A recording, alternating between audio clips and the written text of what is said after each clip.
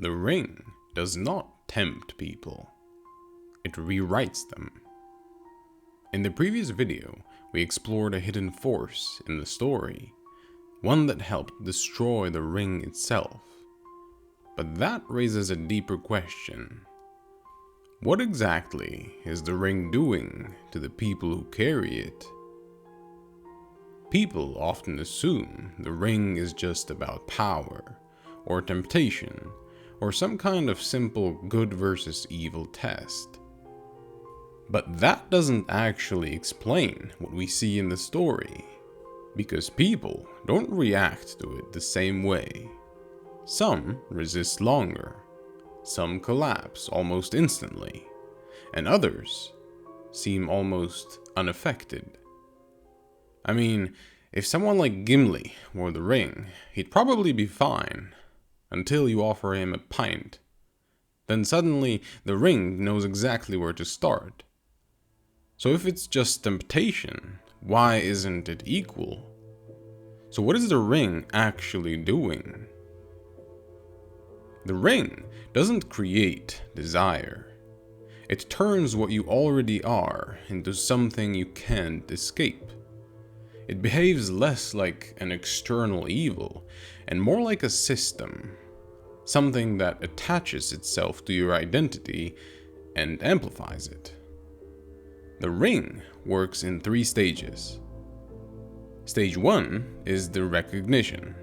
The ring doesn't invent anything new. It looks for something that already matters to you.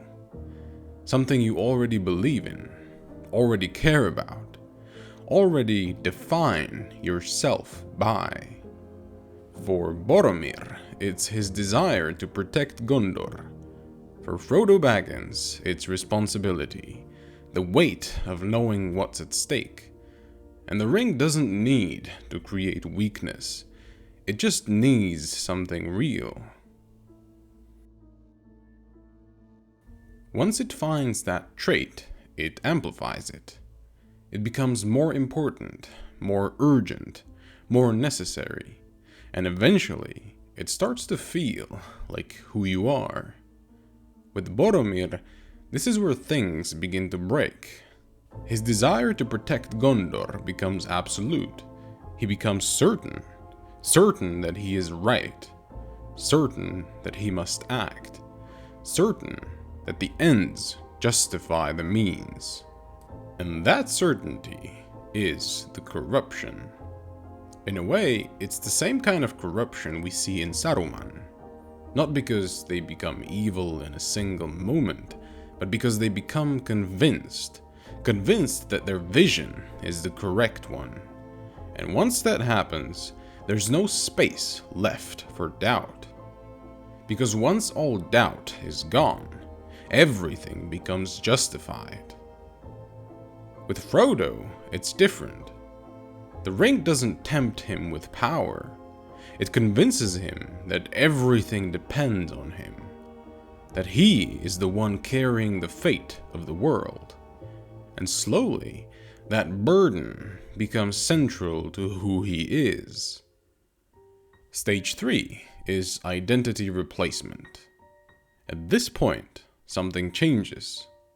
The ring is no longer something you carry. It becomes something you are. And once that happens, letting go of it doesn't feel like losing power.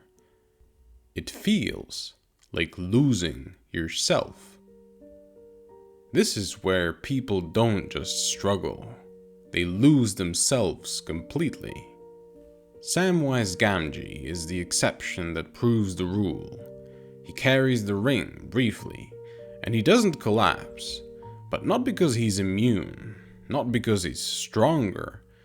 Sam resists the ring because he doesn't build his identity around himself at all. He is grounded in something simple: loyalty, care, helping Frodo. The ring tries to tempt him, to show him visions of greatness. In the books, it does something even more precise.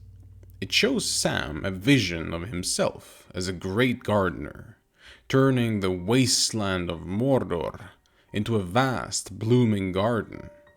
Because the ring understands something about him. It sees what he loves. It sees how much he hates what Mordor has become, and it offers him the chance to fix it. But Sam doesn't want to become someone else. He doesn't want power. He just wants to help. Frodo is different. He carries the ring longer than anyone else. And over time, the burden becomes his identity. He becomes isolated, worn down, defined by the task. The ring doesn't break him all at once. It wears him down, slowly, until eventually, the ring isn't just something he carries.